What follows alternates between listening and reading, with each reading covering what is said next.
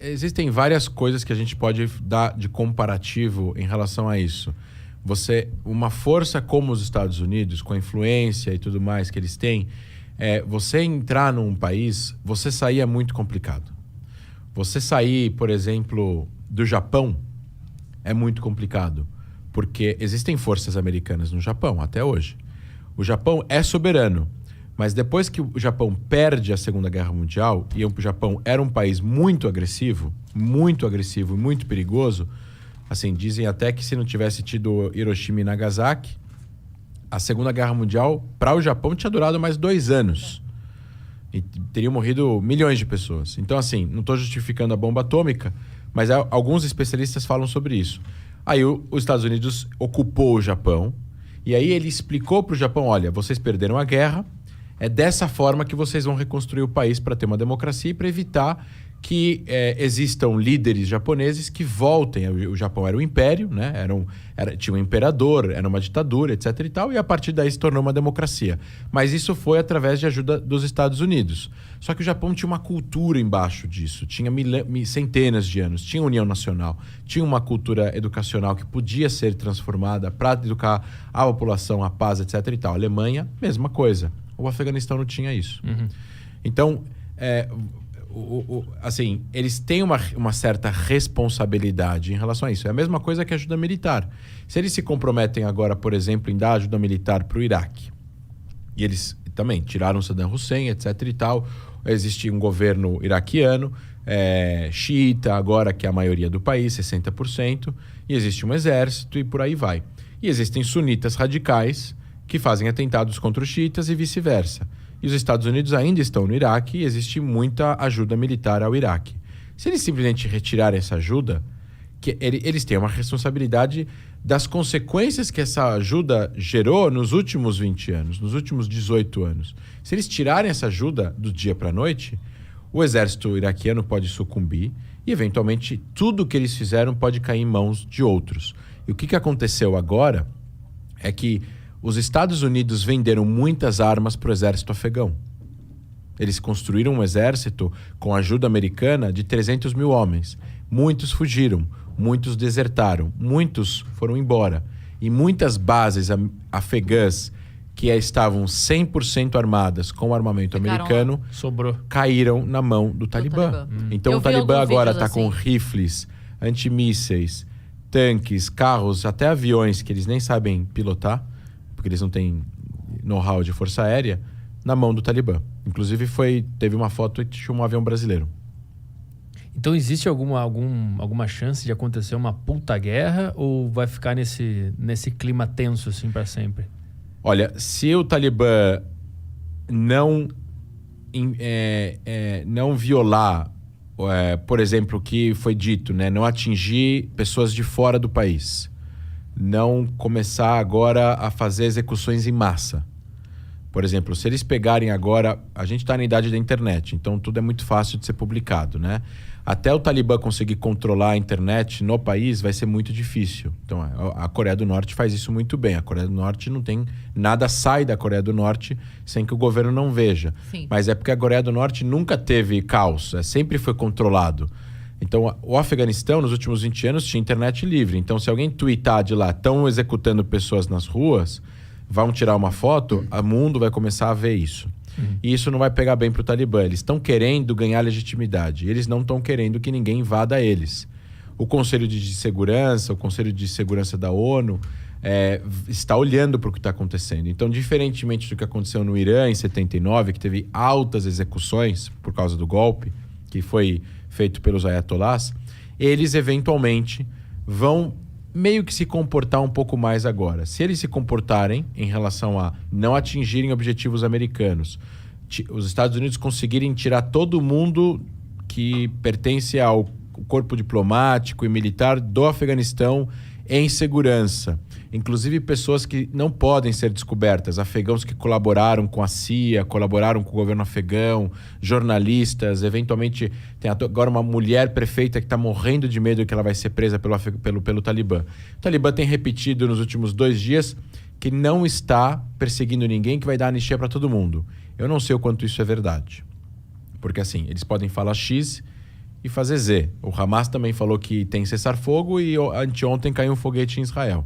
Então, assim, não tem muito em quem confiar, não funciona muito em contrato naquela região, esse tipo de gente, nesse tipo de cultura, com esse tipo de grupo, com esse tipo de visão fundamentalista da religião dentro da política. Eles enxergam a realidade de uma forma completamente diferente. Então, assim, para eles, a democracia, a liberdade de imprensa, a liberdade das mulheres é uma coisa ruim, não é uma coisa boa. Eles acham que eles estão fazendo bem para a humanidade. E que nós, aqui no Ocidente, de forma livre, estamos transformando a sociedade num lugar ruim. Uhum.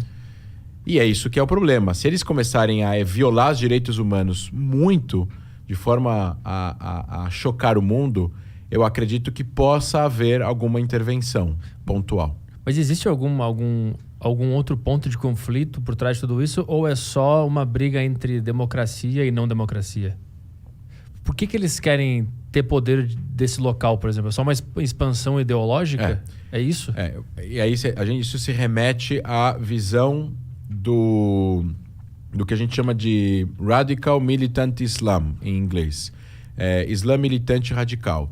Esse tipo de doutrina, conduta, é uma doutrina, uma conduta criada no que a gente poderia dizer no pós-pan-arabismo, que a gente chama de pan-islamismo, que é uma junção de uma visão, de visões religiosas radicalizadas que surgiram com a Irmandade Muçulmana no Egito e foram expandindo para o arabismo e outras vertentes, a própria Revolução Islâmica no Irã, o salafismo, o jihadista e por aí vai, que são o surgimento de grupos de pessoas que querem que o Islã conquiste territórios, conquiste pessoas para poder ter participação política nacional nesses países, para que gere o controle por eles dessas regiões, eles apliquem a lei islâmica ao pé da letra nessas regiões aos muçulmanos,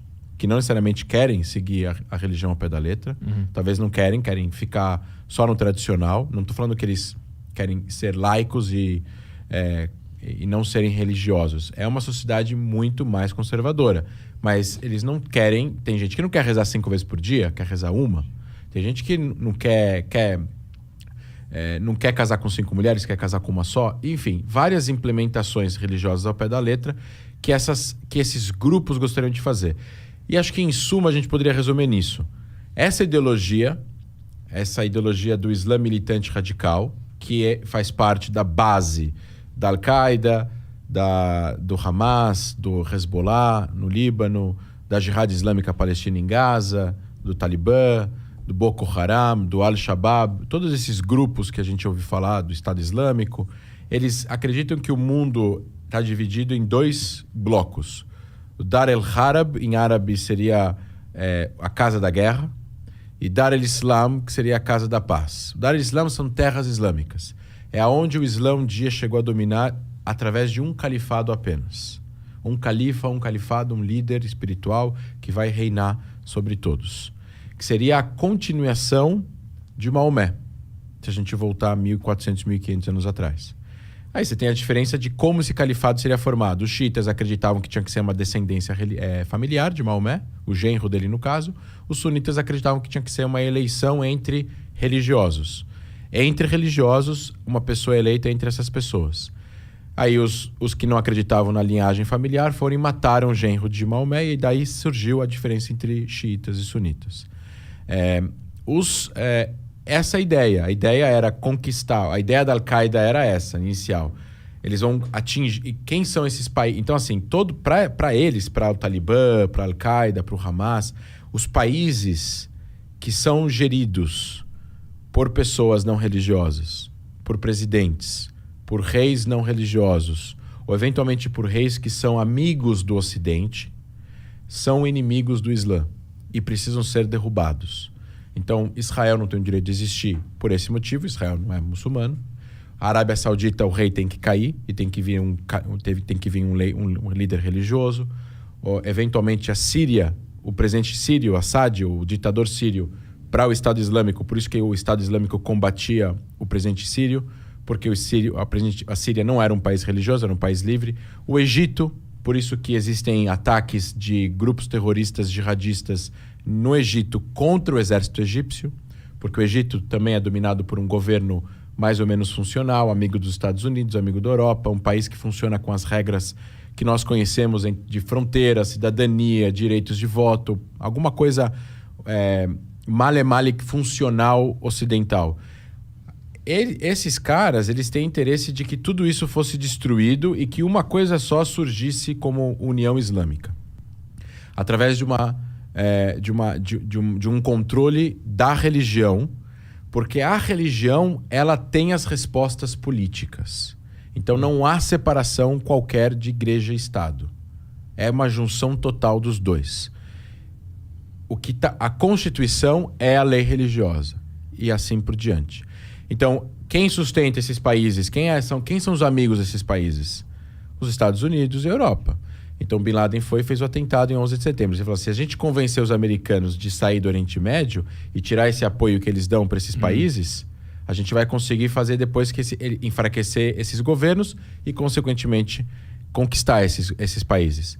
Então, ele faz um atentado contra o inimigo longínquo, que é os Estados Unidos, para combater o inimigo próximo, que é esses governos. Foi um aviso para os Estados Unidos: sai daqui. Exato. Que eu quero esse território. Aí, o Estado Islâmico fez o contrário. Ele falou: não, vamos primeiro conquistar territórios, vamos fazer um califado, Estado Islâmico no Iraque e na Síria, ISIL, Islamic State in Iraq and Syria.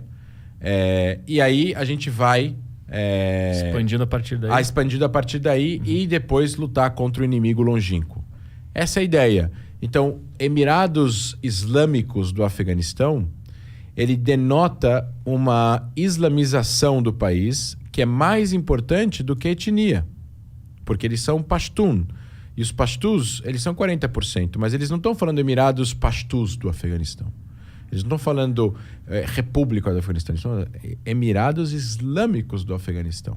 Então o Islã para eles é o que junta todo mundo, em nome de uma coisa só. Exatamente. Todas essas tribos diferentes e tal. Exatamente. Então assim, eles têm interesse, eles são inimigos não só dos países ocidentais e da ideia de liberdade e democracia, eles são inimigos dos líderes árabes ou islâmicos que reinam nesses países e que mantêm essa dinâmica de país, capital, etc. e tal.